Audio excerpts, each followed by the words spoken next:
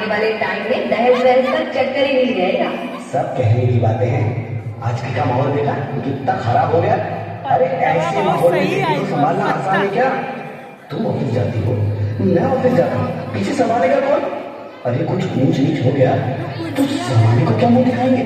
ओफो, मेरे mummy papa भी तो जॉब करते थे, उन्होंने भी तो मुझे संभाला है। पहले जमाना और था, ज्वाइंट फैमिली होती थी। अरे सोलो फैमिली में लड़की को पालना आसान है क्या? नहीं भाई नहीं, मुझे टेंशन नहीं चाहिए। रोहित, आप पढ़े लिखे होकर भी ऐसी बातें कर रहे हो? पढ़ा लिखा हूँ तभी ऐसी बातें कर रहा हूँ। सारी उम्र स्ट्रगल करके यहाँ तक पहुंचा हूँ, अब बेटी का बोझ सिर पे ले लिया तो बच्ची कुछ ही जिंदगी भी स्ट्रगल में गुजारनी पड़ेगी। आप बेटी को बोझ क्यों समझ रहे हैं? आजकल लड़का लड़की में फर्क ही क्या है?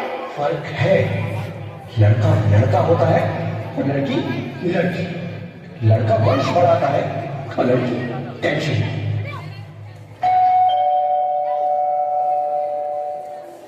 साहब, डॉक्टर साहब ने ये रिपोर्ट भेजी।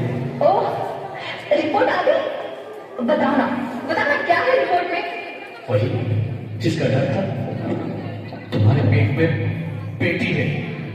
तो इसमें परेशान होने की क्या बात है? मैं तो बेटी ही चाहती थी। पर मैं नहीं चाहता ना बेटी, मुझे नहीं चाहिए बेटी। हंसती क्यों नहीं? आजकल बेटी को पालना, पढ़ाना, शादी करना सब बहुत मुश्किल है। मैं संभालूंगी, हाँ, मैं डबल मेहनत करूंगी। पर प्लीज प्लीज मुझे ऐसा मत करो, प्लीज मुझे ऐसा मत करो। एक बार बोला ना, बेटी नहीं चाहिए मतलब नहीं चाहिए। चूज वन, बेटी या मैं।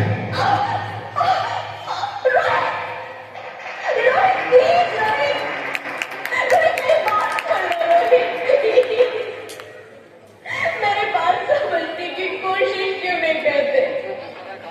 मेरे लिए तुम दोनों ही बराबर हो।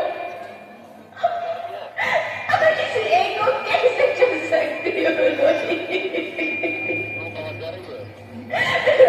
प्लीज, अब मैं तुम्हें कैसे समझाऊं? कैसे समझाऊंगा तुझको?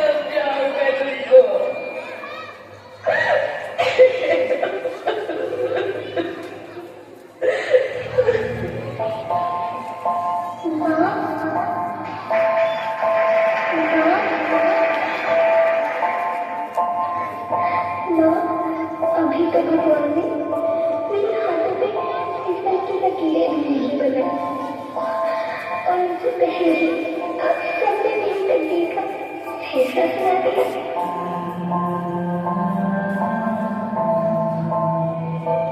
माँ, मुझे जीने लेने दो, अपनी कसम, मैं आपको कभी तंग नहीं करूंगी।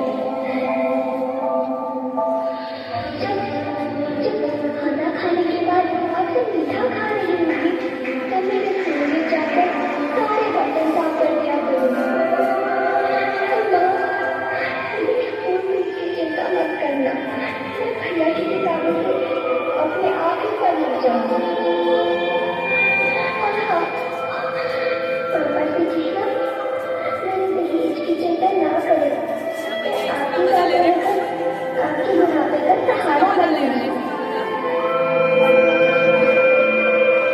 अगर देखिए आपको लगता है कि मैं आप पर बोझ बनूंगी, तो आप इस ऑपरेशन पर भी खर्चा मत करना। नहीं भैया जी से कह दूंगी कि मेरी माँ मेरा बड़ा प्रदेश है।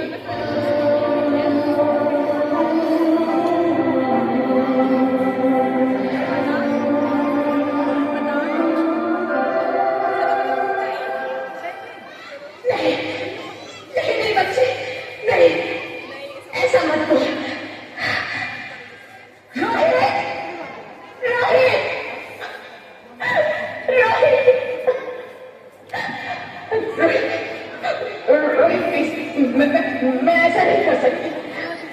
मैं ऐसा नहीं होने दूंगी। मैं मर जाऊंगी पर इस बच्ची को नहीं मरने दूंगी मैं। अरे मरती है तो मर जा, मैं बच्ची को नहीं होने दूंगा।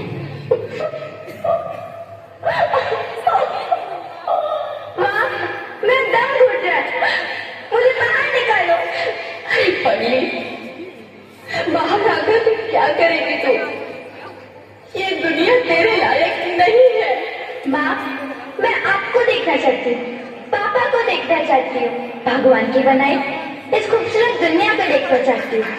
अब ये दुनिया इतनी खूबसूरत नहीं रही मेरी बेटी। बाहर आकर तू किसके साथ खेलेगी? क्योंकि यहाँ रोज हजारों लड़कियां पेट में ही मार दी जाती हैं और जब बच जाती है वो भी आजाद कहाँ है?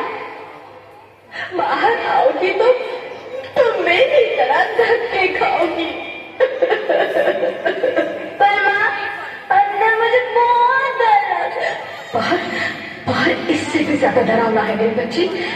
बाहर बहुत डरावना है। ऐसे डर में जीने से तो अच्छा है तू बाहर ही मत आ मेरी बच्ची। तू बाहर ही मत आ। मत आ, मत आ, मत आ, मत आ, तू बाहर ही मत आ।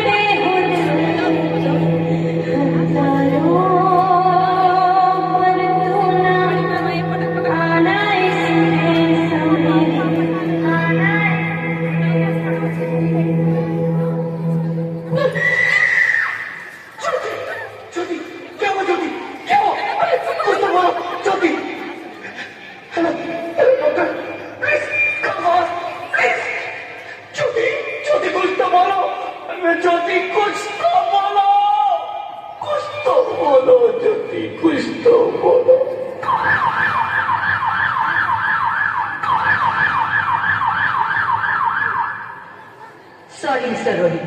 She's dead. नहीं ज्योति, नहीं ज्योति, तुम ऐसा नहीं कर सकती। तुम मुझे छोड़ के नहीं जा सकती। अरे मुझे बेटा नहीं चाहिए, मुझे काम चाहिए, मुझे काम चाहिए। ज्योति, ज्योति, तुम मुझे छोड़ के नहीं जा सकती। नहीं जा सकती, मुझे छोड़ के नहीं जा सकती। तुम मुझे छोड़ के नहीं जा सकती।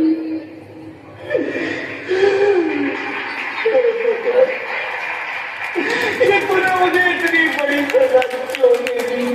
अरे मुझे बेटा नहीं देना था तो ना देता।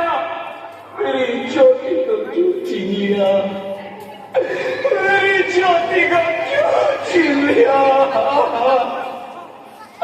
मेरी ज्योति को क्यों छीन लिया?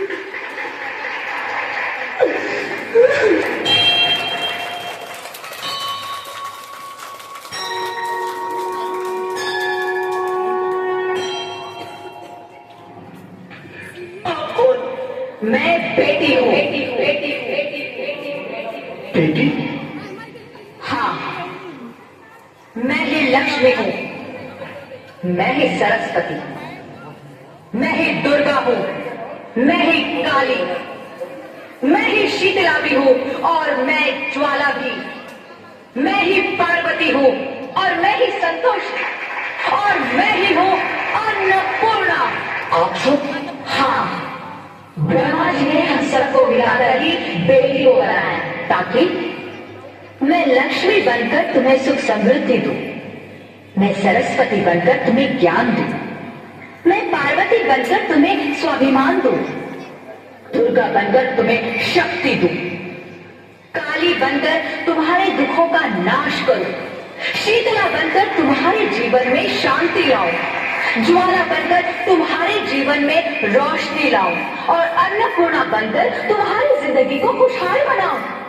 और तुमने हमारी जिंदगी को कोख में ही खत्म कर दिया। हमारा कसूर क्या था? अरे हम तो तुम्हें कुछ देने ही आ रहे थे, क्योंकि तुम ही हमारे मंदिरों में आते हो, झोले फैलाते हो और तुम ही कोख में हमारी कब्र बनाते हो। तुम जैसे लोगों को हमारे मंदिरों में आने का कोई हक नहीं है, जो मंदिर में आकर चुनरी उड़ाते हैं और कोख में ही हमारी बलि चढ़ाते हैं। हम तुम जैसे लोगों के घर अब कभी नहीं आएंगी, कभी तुम जैसे लोगों पर खुशियां नहीं बरसाएंगी, कभी नहीं। मुझे माफ कर दो, मैं डर गया था। मैं आजकल के हालात देख के डर गया